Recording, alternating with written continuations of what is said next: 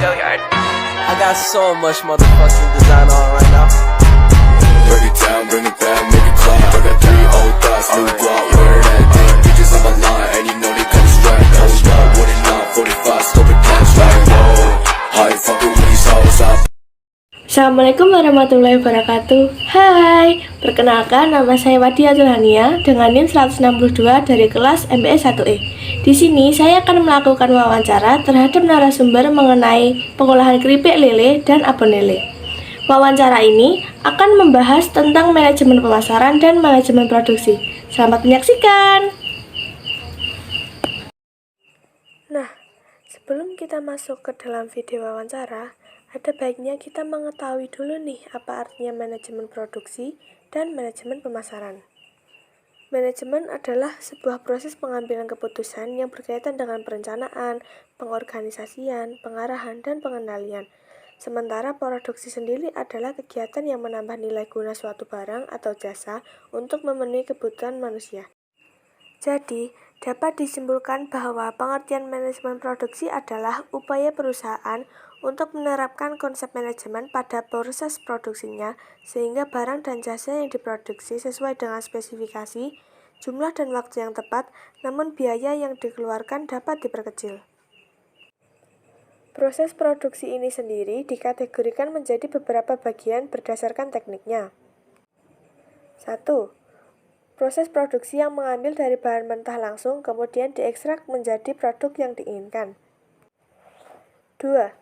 Proses menghasilkan produk yang didapatkan dengan cara memodifikasi baik secara kimiawi atau parameter. 3. Produksi dengan cara perakitan. Nah, di dalam usaha keripik lele Ibu Winarsih, beliau menggunakan proses produksi dengan teknik yang mengambil dari bahan mentah langsung kemudian diekstrak menjadi produk yang diinginkan. Kenapa?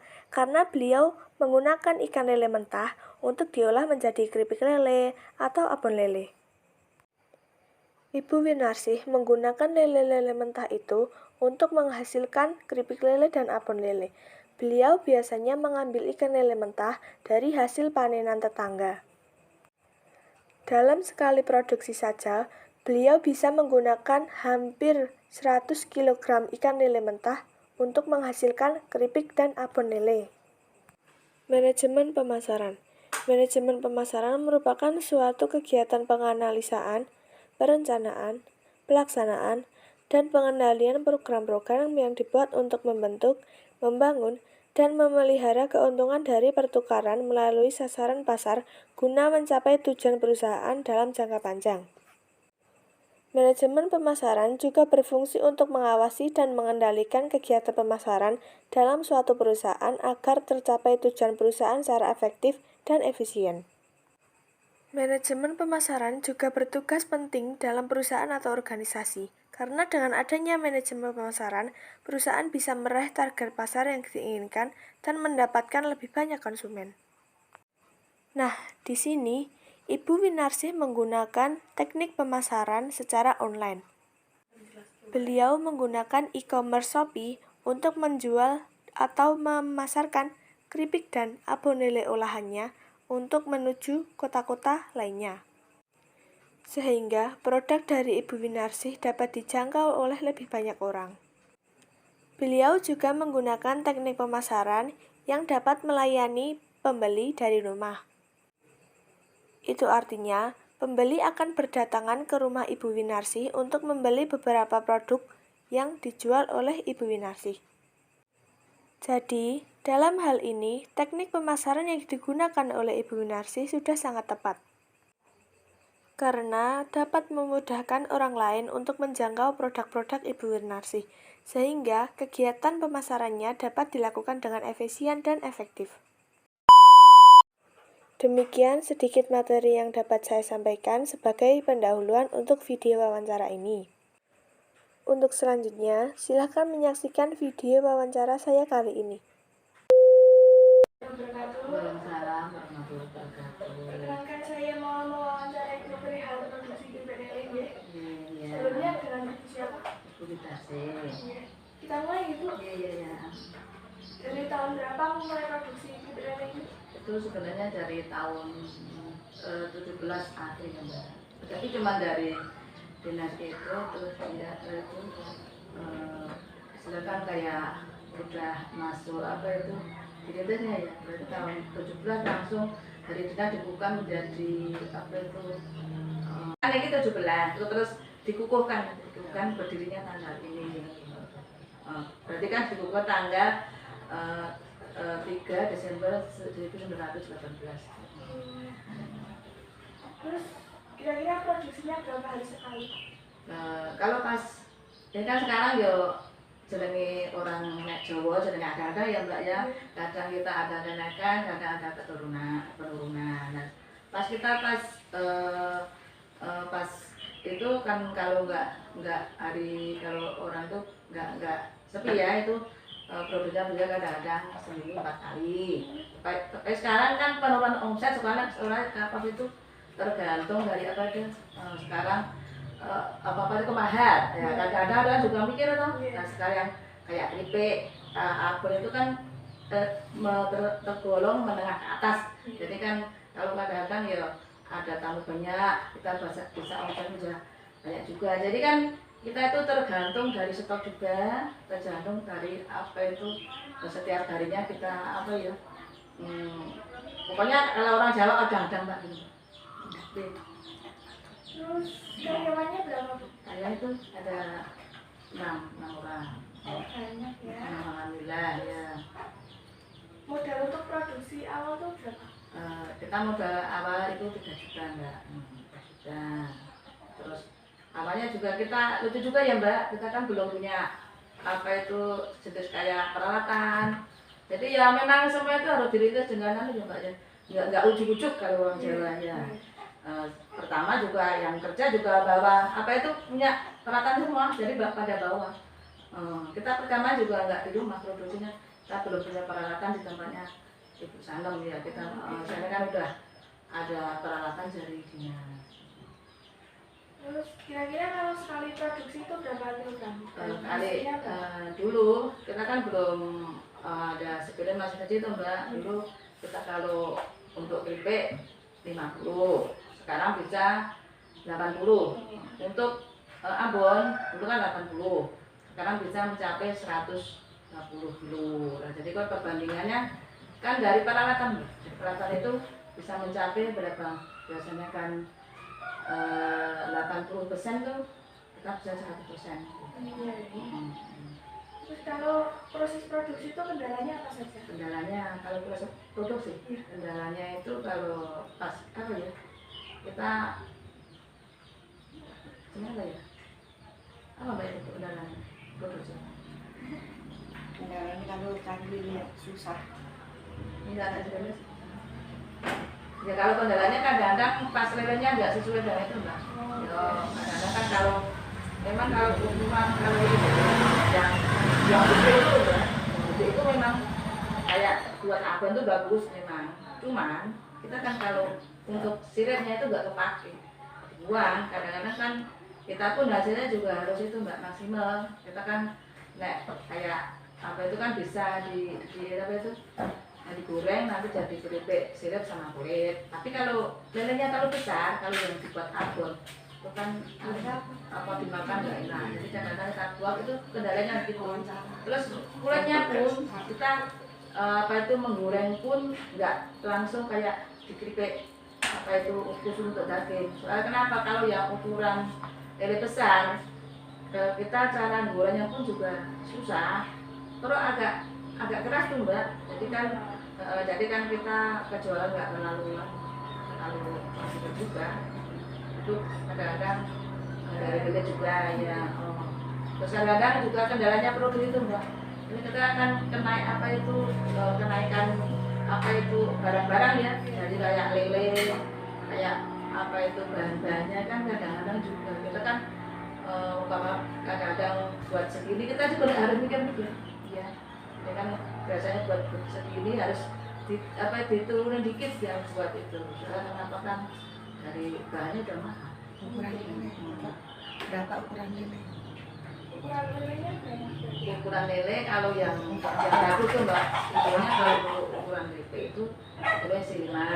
Tapi kalau untuk abon itu paling bagus itu isi 2, jadi setengah kilo itu yang paling bagus.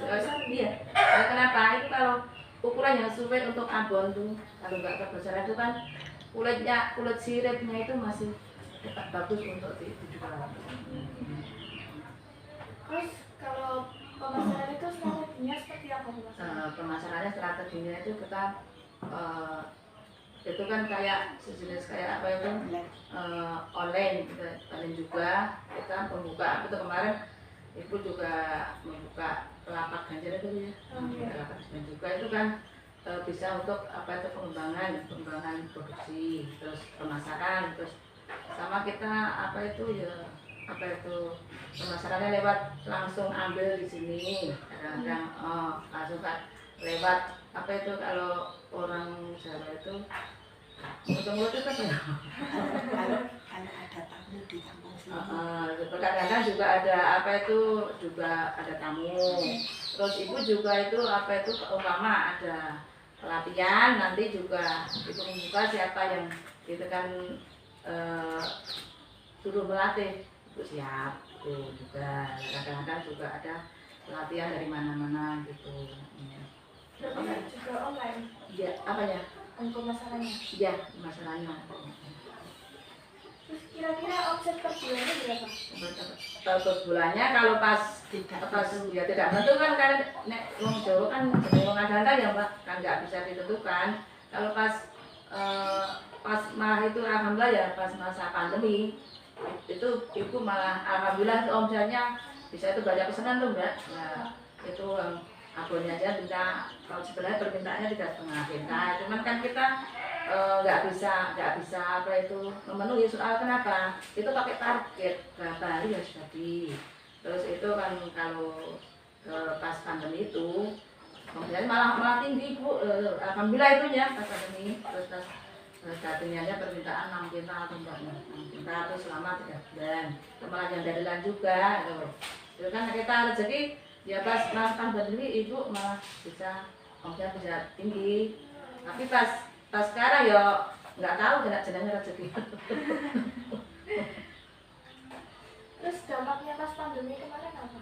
Sama proses pemasaran? Proses pemasaran ya pas pertamanya kita kan kalau pas pandemi kan orang pada apa itu mau beli aja langsung ke tempat sini kan apa itu pas zona kalau di sini kan zona merah tuh ya agak takut tambah. Jadi memang dia juga berpengaruh. Kan biasanya datang ke sini biasanya kan seminggu berapa orang paling 1 orang gitu. Oh iya. Oh jadi memang berpengaruh banget tuh pas pandemi itu. Tapi ya alhamdulillah ya rakyatan seminggu ada. Itu malah abonnya yang di apa itu Mbak? Yang diminta. Soalnya kenapa? Itu kan kalau pas pandemi orang keluar kan agak takut gimana loh Mbak. Terus malah minta orderan abon untuk lauk di rumah gitu. Kalau untuk harga apel sama keripiknya itu berapa per kemasan? Per kemasan kalau kita kan apa itu dua kemasan ya Mbak, itu yang satu itu apa itu kayak kemasan agak itu pakai apa sih? Apa itu bedanya? 1 gram. Enggak, kemasannya kan dua kemasan tuh Mbak, ada yang kemasan biasa, ada yang kemasan itu yang kayak apa pakai apa itu? Aluminium foil. Aluminium foil tuh. Kan kalau kan harganya udah beda kan Mbak. Jadi kan kalau apa itu kadang-kadang permintaan dari online ada juga yang biasa. Jadi yang apa aluminium apa? Ada aluminium foil. Apa itu? Itu TTS. Gitu. Jadi kan ya tapi alhamdulillah ya sekarang dari itu kayak contohnya kayak itu Mbak, ambil Mbak. Yang nanti dalam gitu ya. Itu kan apa itu online-nya kayak gitu. Nanti kan itu alhamdulillah ya setiap hari ya ada rakitan satu packing-nya 3 gitu itu online. Bagaimana cara menghadapi pesaing-pesaing dari luar? Pesaing-pesaing itu Mbak. Kita kan ya bismillah aja ya Mbak ya, bismillah. Kalau kita kan namanya orang jualan, orang berdagang itu kita bukan bersaing ya Mbak. Kita ya karena nggak itu positifnya saja kita ya buat produksi kita ya Mbak ya, harus kita kan pelayanan, pertama pelayanan. Itu contohnya. Nanti contohnya. Terus kedua, ada juga kan Mbak itu rasa juga kan Mbak, rasa. Terus ketiganya apa itu warna juga, itu juga berpengaruh Mbak. Kenapa? Dari segi rasa, warna, itu kan orang tertarik juga tuh. Terima kasih atas waktunya untuk wawancara Ibu. Semoga hanya semakin Sama-sama bayar, terima kasih, alhamdulillah.